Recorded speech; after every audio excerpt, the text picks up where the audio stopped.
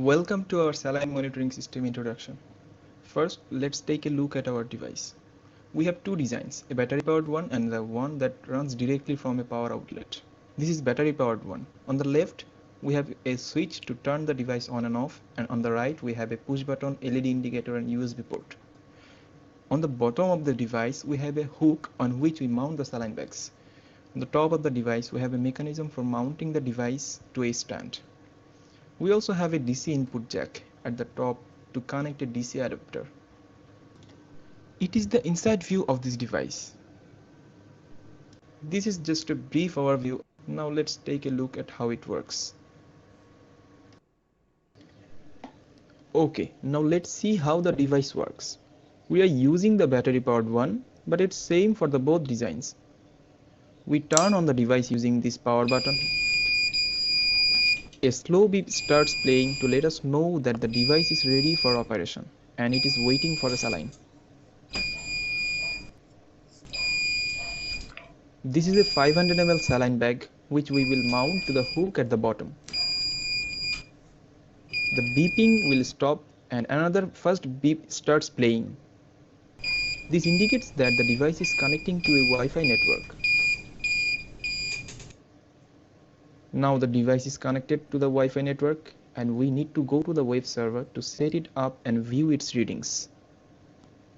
Now let's get introduced to our web interface.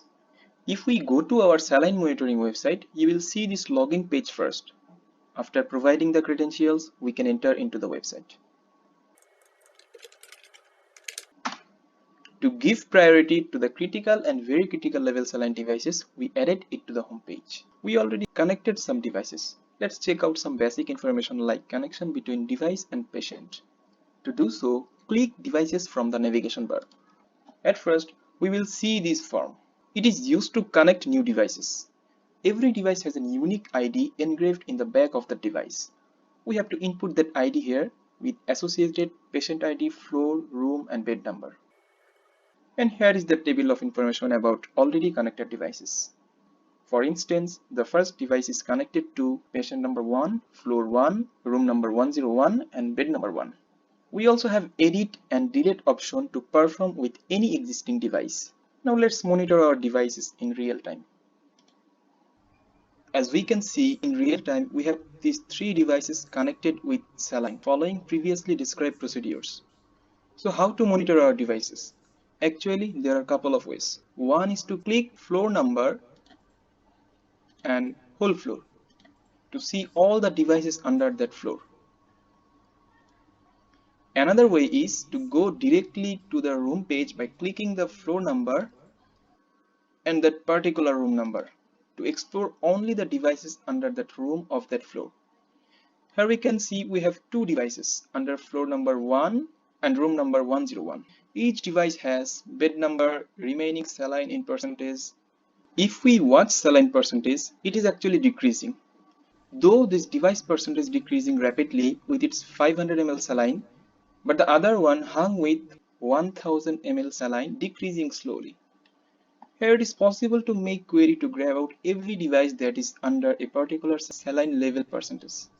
For example, we want to see only the device that's percentage is under 60%. If we input 60 here and submit, here we can see we have only this device that is under 60%. Now let's wait to decrease the saline level to critical that we assumed as 20%. When a device enters into critical level, it starts alarming in a slow rate.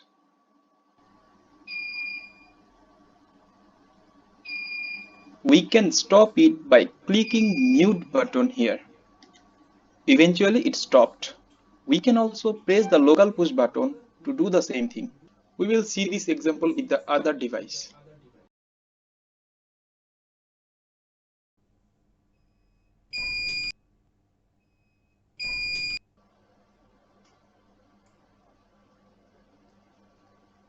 And it stopped again. When a device enters into very critical level that is assumed 10%, it will start alarming again and we can stop it in the same way. In addition, we can sort out critical and very critical saline level also by clicking here. if we go to home page, we can see every saline levels that is under 20% is present here. This was our first task. Our next goal is to automatically and manually on and off the saline when critical. Now let's look at the next version of our device, which has all aforementioned features with an additional saline flow controller. It is very easy to set up. We only need to insert the pipe through this hole and mount it with any size of saline stent rod or support using the Velcro provided with the device. This upgraded version of our device can not only monitor but also control saline flow remotely. We can manually control the saline flow whenever we want using this toggle button. Let's turn it off and see what happens. We can see the saline flow is blocked. If we turn it on, this flow controller lets saline flow again. Most importantly, when the saline level drops very low in the saline bag, blood might backflow into the tube. To solve this problem, it will automatically stop the saline flow whenever saline level reaches 5%, as we can see. That's it. Thank you for joining us.